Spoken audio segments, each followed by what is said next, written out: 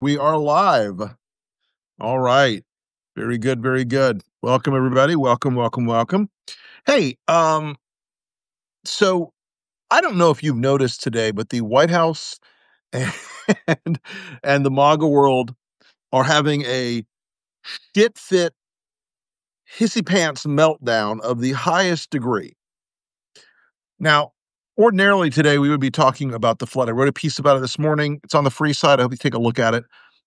About the horrible death toll. And I want to take a moment before we get into this more lightweight stuff to just say how much we're praying for the families in Texas and thinking about the folks there that have suffered so much. And look, it's a red state, voted for Donald Trump several thousand times.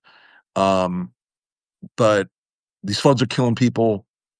And I'm not gonna do the you got what you voted for thing right yet. We may get there, but a lot of these folks are suffering unimaginably. And frankly, if we had a president of any decency, he would have taken responsibility today, unlike that lying shitbag Caroline Leavitt who said, "Oh no, he had nothing to do. The National Weather Service was perfect." And there's a lot of blood on the hands of the Republicans right now. Doge, Russ Vought, Project 2025, and Donald Trump himself. But to move on to the amusing part that has made my ass laugh probably 25 different times today. Dan Bongino, Kash Patel, and Pam Bondi, three of the greatest stalwarts in the MAGA ecosystem, three of the greatest personalities on their various platforms. Pam Bondi, basically a talking head on Fox when she wasn't being a part-time Florida attorney general. Kash Patel, professional troll. Dan Bongino, MAGA podcaster extraordinaire and animated human hamhead. All these people were the heroes of MAGA until today, when they all came out and said, "Oh, well, there's not really an Epstein list." You know, the Epstein list we all talked about for years and years and years and years and told you for years and years and years had all these Democratic politicians on it and their flight logs and the this and the that. It's weird because I can find one or two pictures of Jeffrey Epstein with a lot of different political folks of both parties, but I can find hundreds of them with Donald Trump, literally hundreds of them. The one time under oath, when Jeffrey Epstein was questioned if he partied with Donald Trump with underage girls, he said, "I have to take the 4th, 5th, and 14th Amendments." Oh.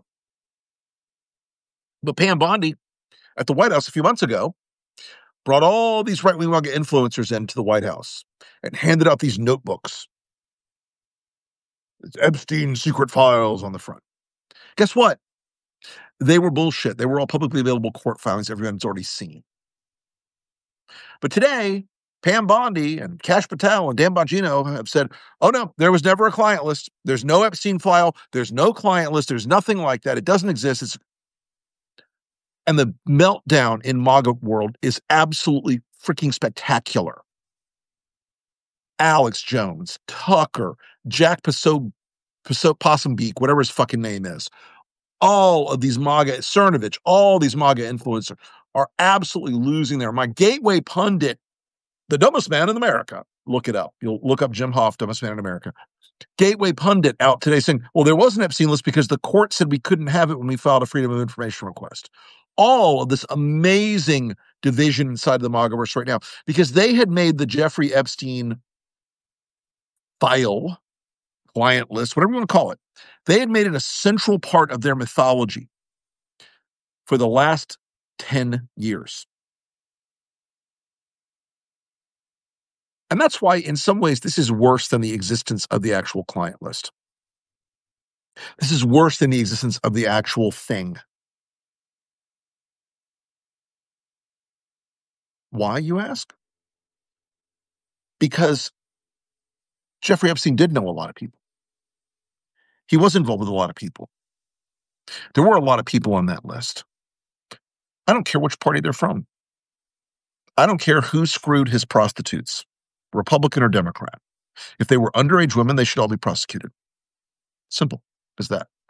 But now, because there's one guy with deep, deep, deep personal ties to Jeffrey Epstein. 14 versions of Donald Trump's phone number were in Jeffrey Epstein's phone book, his call log. 14 different numbers.